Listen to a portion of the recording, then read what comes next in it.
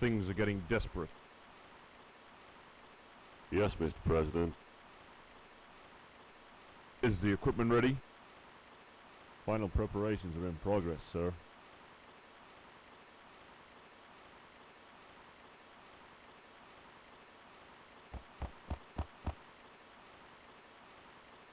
Is the team assembled? Yes, sir.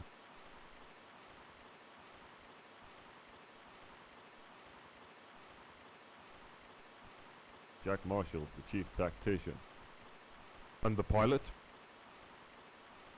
One of our finest, sir. Good. You've got 24 hours. Hello and welcome to a look at Thunderhawk AH-73M for the Amiga, a game that was released by Core Design.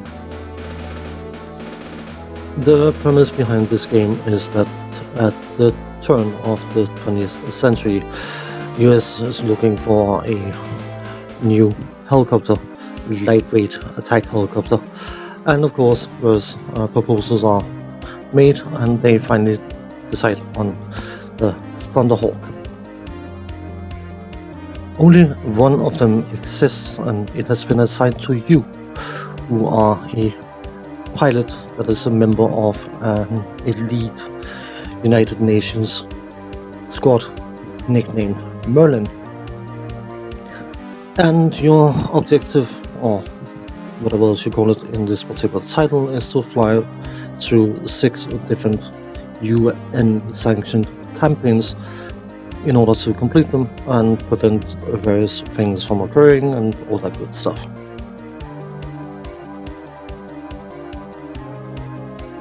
Once you have chosen one of the 6 campaigns, and you have 2 which are considered easy, 2 which are considered medium, and 2 which are considered hard, you will be given a overall mission briefing of the campaign itself, and then after that you can enter the actual mission briefing and be given in-depth mission briefings for whatever mission you are about to fly. Those will be presented by the chief tactician, Jack Marshall, who is also going to be the individual that will debrief you once you have flown a mission. Something to be aware of is the fact that the Thunderhawk is a lightweight attack helicopter, and as such, of course, it needs to have lightweight weapon systems. So instead of having the majority of the known ordnance used for various different helicopters and aircraft for that matter, you have lightweight versions of them. But you're also given access to various types of ordnance which are not normally seen on helicopters, things like free-fall bombs and runway cratering systems. And of course you have to have a cannon, because flying things need cannons, and you have a fixed 30mm cannon with quite a high rate of fire, but quite a limited range. Once you enter the briefing room, you are given a very detailed briefing telling you what you need to do, why you need to do it, and what the expected outcome of you doing it is. And while the briefings can be a bit long-winded sometimes, I personally find them to be very, very enjoyable, and the mission structure in general for the various different campaigns are connected, which is a nice touch, and your performance in one particular mission can directly affect how another mission will behave. Once the objective has been given, you are sent to the arming screen where you can arm your helicopter, and you can pick and choose virtually whatever you want to pick and choose. Anything from air-to-air missiles to the lightweight Hellfires, the lightweight mapping missiles, and lethal bombs and all that good stuff. If you can't decide for yourself, or you don't want to bother deciding for yourself, you can just hit the auto option, which will give you a balanced loadout that should be appropriate for the mission you're about to undertake. You have your primary objective that you need to deal with, and virtually everything else is considered secondary, which is not entirely true. If you should fail to do your primary objective, your commanding officer is not going to be overly pleased with you, and depending on the severity of the consequences of you failing a mission, you may be kicked out of the unit outright. But even if you do your primary objective and return home, your commanding officer is still going to look like someone compressed his face. So basically, when you're out flying your mission, you need to make absolutely sure that you get the blinking message saying that you have completed your mission, not just the primary objective, in order to get the best result out of the mission. And our commanding officer actually looks like he's not trying to kill you. Looking at the technical side of things, something that I don't think I've ever done before is mentioning presentation, but I feel I need to mention the presentation of this particular title because everything feels appropriate, and the briefings and mission structures and all that kind of stuff is rather excellent, even though, as I mentioned earlier, it can be a bit long-winded. And as such, I will give the presentation top marks for what it does, because it does that exceptionally well. The in-mission graphics is a 3D kind of style of graphics that you have likely seen in other games of a similar type. But something that is interesting is that objects in the game world is actually, or they are actually relatively small, all things considered. They are identifiable, but you have to fly incredibly close to them to visually identify them, and will have to trust your forward-facing camera tracking whatever target you are trying to engage. The graphics moves smoothly, but deceptively so. Because of the fact that the helicopter is using lightweight weapon systems, that also means that they have limited range compared to their other counterparts. And of course, because the game doesn't need to draw graphics for something you can't gauge, you will find that everything is hunky-dory, and then suddenly something shows up on screen and you can feel a noticeable dip in the graphics performance. And then you get involved with another helicopter in a dogfight, and then the game slows to an absolute crawl. Meaning that you have a frame speed that goes up and down like a yo-yo, and that can be more or less frustrating.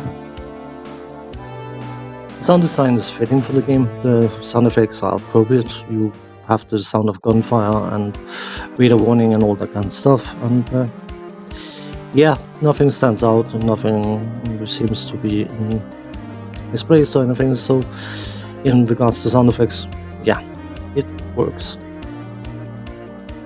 The music I find very enjoyable. The title music is excellent, and the briefing music is excellent as well, and they both managed to set the tone for the type of game, and yeah, no complaints about the musical side at all. The controls though, and this is going to be a pain point for certain people. 95% of the game is controlled by using the mouse. You have various different keys you can use, but they are only involving things like your infrared and radar jammer, your chaff and flares, and various different viewpoints you can choose, and of course the multi-function displays that helicopters have, so you can cycle through different views. The mouse controls. The right mouse button is used to switch between your weapon systems, and if you hold it down, you will increase your collective or gain altitude by moving the mouse forward, and decrease collective or decrease altitude by moving the mouse backwards. This of course means that if you are in a dogfight with another helicopter and you are desperately trying to cycle through your weapons while maneuvering, you can find yourself either increasing altitude to an unhealthy level or decreasing it to the point where you smack into the ground because you didn't pay attention to the fact that you actually decreased your collective while trying to switch weapons.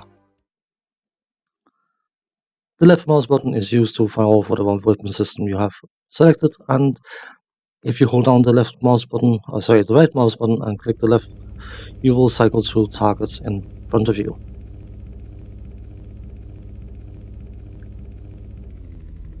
This game is sort of a helicopter version of Airborne Ranger because it tries to bridge the gap between two different game types. On one side the simulator and on the other side the action game. But this one definitely favors the action game part significantly more than the simulation part. The fact that the graphics are running very smoothly and then suddenly chunking like absolute crazy is something that can be compensated by using a faster processor, like using a 1200 instead of an Amiga 500. But it exaggerates the issue of when there's nothing on screen, you're going to fly around like you are flying a supersonic jet instead of a helicopter, and while the graphics will be running smoother because of the higher processing speed, the yo-yo effect of frame speed is going to feel even more noticeable. The game's difficulty can be a bit annoying because you have the campaigns having a certain difficulty setting, and while most missions follow what you would consider easy, medium or hard, once you reach the final mission of a specific campaign, you will find that all safeties are off, and if you've been lulled into sleep by doing milk runs basically and flying to the last mission without having saved your pilot before doing so, there's a good chance that the violent increase in difficulty level will knock you out of the sky, causing you to lose your pilot, and realizing it because you didn't do active saves, that you basically have to create a new pilot and start the campaign all over again, which is something that can be very frustrating. Certain comments concerning this game is that it is the best helicopter-based game ever made on the Amiga, and people are of course entitled to their own opinion, just like I'm entitled to mine, and my opinion is that I don't agree. I think Thunderhawk does a lot of things right. The mission structure, the briefings, and the general presentation is overall quite excellent. But the fact that all weapons are of very limited range, and the fact that all control of the helicopter is tied to the mouse alone, I find it hard to enjoy as much as I actually want to. It doesn't have the elegance of Gunship 2000, and it doesn't have the adrenaline rush of Seek and Destroy. Certain people will probably like it significantly more than I did. I don't think it's bad, but personally there are other titles I do find more enjoyable. So on that note, thanks for watching, take care, see you next time. Bye bye for now.